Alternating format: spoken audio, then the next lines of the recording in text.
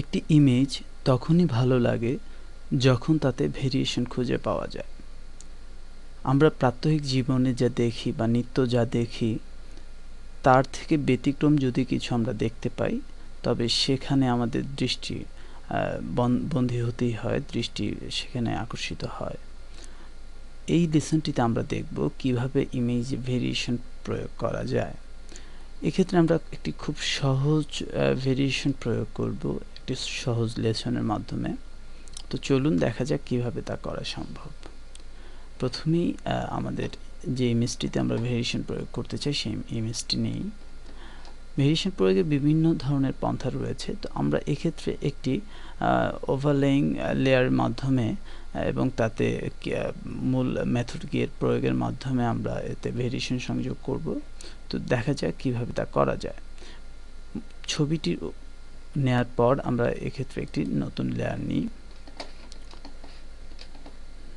নতুন লেয়ারে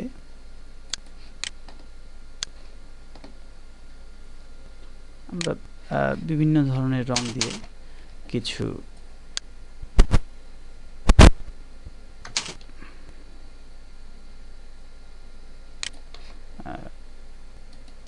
rectangular box তৈরি করি।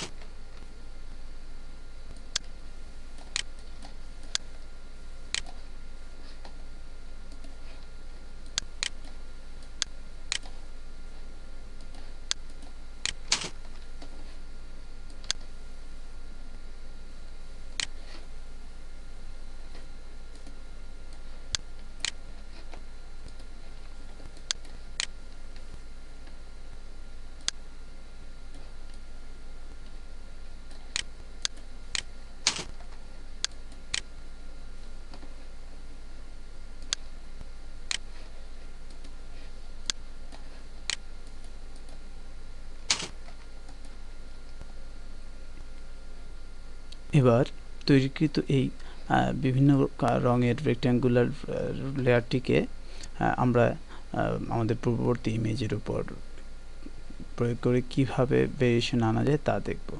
খুব সহজেই আপনি এটা করতে পারেন। ফটোশপে লেয়ারের উপর আমরা যে ব্লেন্ডিং মুড রয়েছে তাতে ভেরিয়েশন আনার মাধ্যমে এটা করতে পারি। চলুন দেখা যাক। দেখুন লুমিনেন্সি এটি আমাদের মূল ইমেজটিতে তেমন কোনো ভেরিয়েশন আনতে পারিনি। এবার কালার, হ্যাঁ লক্ষ্য করুন এই কিটি আমার মূল ছবিতে একটি ভেরিয়েশন নিয়ে এসেছে। এখানে আপনি চাইলে রেক্ট্যাঙ্গুলার পয়েন্টগুলোকে কিছুটা মিলিয়ে দিতে পারেন একে অন্যের সাথে। সেটি আপনি চাইলে ব্লেন্ড টুল ইউজ করে করতে পারেন অথবা স্মার্ট টুল ইউজ করে করতে পারেন।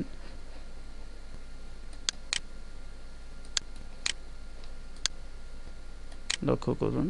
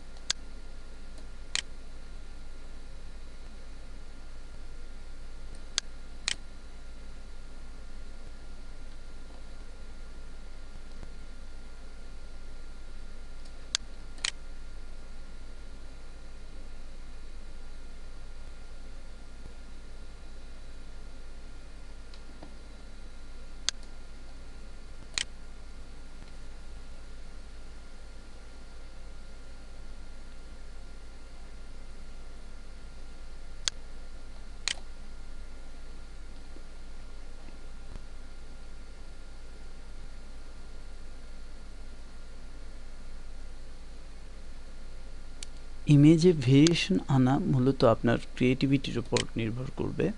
আসলে আমরা এক্ষেত্রে তেমন কিছুই করিনি, কিন্তু এই অল্প কাজের মাধ্যমেই আমরা মূল ইমেজটিতে একটি ভিন্ন মাত্রা দিতে সক্ষম হয়েছি।